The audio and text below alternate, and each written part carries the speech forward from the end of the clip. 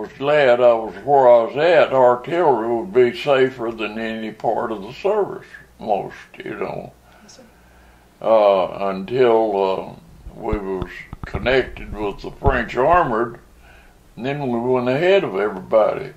We're supposed to be in the back. You know, the ship we went over there on was a Dominion Monarch. That was an English ship. All we had to eat was fish. And he carried us over there, and he was coming back after another load, and the torpedoes got him. It'd taken us 7 days, I believe it was, or 17, to get over there because we was going this way, and then we'd go that way, and then we'd go this way, to trying to keep the torpedoes guessing, you know. And it was, well, I guess there was over 200 ships in that one convoy going to England. And we kept a prisoner camp in England. We landed in Liverpool and went to the service camp. And we took care of that camp till we went till D-Day. And the day before D-Day, we went and put all of our stuff on the ship. And trucks, the bottom of that ship was just like a big parking deck, you know. You put your guns and your trucks and all of that in there. And they was had heavy grease on the plugs, on the anything that would be affected with water, you know, carburetor, and so on. And extended the exhaust pipe up 4 feet. So we drove them off of the truck into the water, you know, when we got to France, and then drove them out. Of course, there was bodies floating in the truck that you'd have to push out, you know.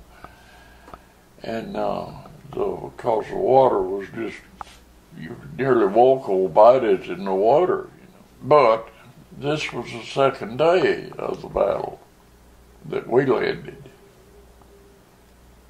And of course, everybody that landed the first day was still laying on the beach. And we had a bulldozer that on a tank that would push them off to the side where we could drive through. You know, you didn't want to run over them. And but then we moved on out from there. Oh, why, right. They had a building that all of the mail went to, and they had employees that went through all of the mail. And they would cut out anything that said that you might, they might detect where you were and what you were doing, and so on and so forth. So we just didn't contact nobody. Driving a truck and helping with the guns, we could set up, we could park and set up and shoot in 5 minutes. And the old colonel asked, said, I didn't know we had automatic artillery,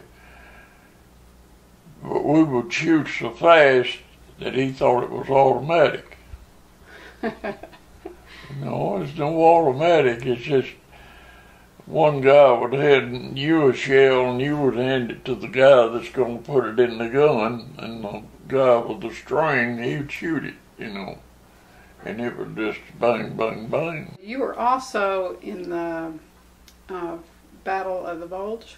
Oh, yeah, yeah. Yeah, that was a bad place. That was the only time we run. And I mean, we run fast. That night, we had, there were 4 men looking 4 ways in a foxhole, you know. And all you could see was your head, and you couldn't look this way and look that way. You had to look one way, because they come in on us. We fought along beside the Russians. they was more open than we were. We wouldn't even light a cigarette unless it was covered, you know. They'd build a fire and roast a goat, but we would cook potatoes and eggs and stuff in our steel helmet. We'd take the plastic helmet, take it off of the plastic helmet, turn it over and put it on the fire, and we'd scramble eggs in there and cook potatoes and stuff, and then put it back on. We had a second lieutenant Longwell.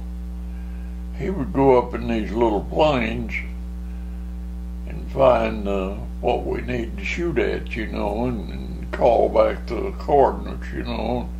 You had a shell over and a shell short, and look out for that third one, because it was going to hit it.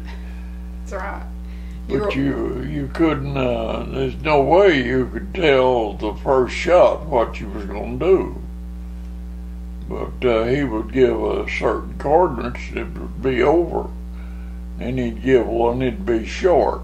And then he'd divide that, and that's what he'd give you. But I know my service number from the military. I can't remember what I had for breakfast, but I can remember that number. Yes, sir. Because if you was walking guard, everybody pulled guard duty. And if you was walking guard and the officer walked up to you and you'd have to stop him, and then you'd give him permission to come on where you was, and first thing he'd ask you what your number was. So you better know your number, you pull 2 weeks KP. But going into Salzburg, it's supposed to have been real bad, you know, so the convoy stopped outside of Salzburg, and foreign observer went in. And here come that Jeep back and hollering, the war's over, the war's over. I'm home on a remodeled battleship. There wasn't no down under, it was all on deck. And you'd turn loose a piece of toilet paper and it'd blow and maybe hang on something, you know, and it might blow in your face. But there wasn't no, nearly the wind was blowing so hard it nearly blow your food out of your mess tray, you know. But that's the only way we had getting home. They didn't know, they just figured I was dead, you know, and when I showed up, I was a ghost. Seemed like when I went home,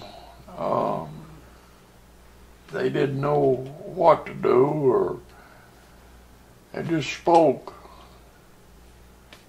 How are you doing? Fine. And of course I'd been gone so long, and I'd just got married when I left. I had to go up there about 3 times to get my wife to come home with me.